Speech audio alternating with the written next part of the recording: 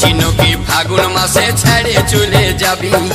আর কি কবু পাবো কাছে আর কি আমার হবি